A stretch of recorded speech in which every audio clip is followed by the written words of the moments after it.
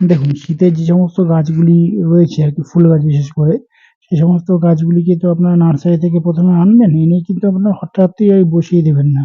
আপনারা করবেন কি, সেই গাছগুলিকে কিছুদিন অ্যা বালির উপরে বসিয়ে রাখবেন, রুট বলটা তো তৈরি হবে। তারপরে তো ফাইনাল পটিং আপনারা করবেন।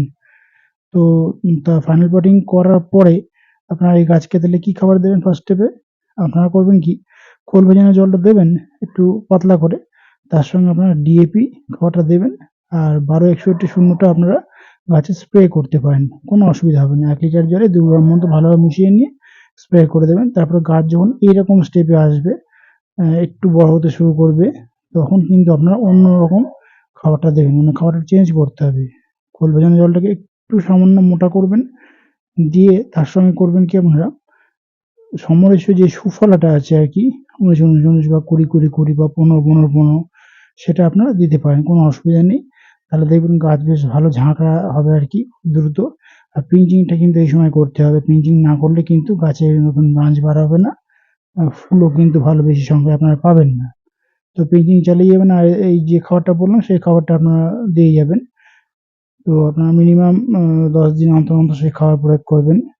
আর তারপরে যখন গাছগুলি একটু বড় হবে, তখন আপনারা কি খাবার দেবেন? আপনারা একটু মোটা করবেন খোল ভেজানো জলটাকে একটু, দিয়ে তার সঙ্গে আপনারা আ ১০-২৬-২৬ খাবারটাও দিতে পারেন।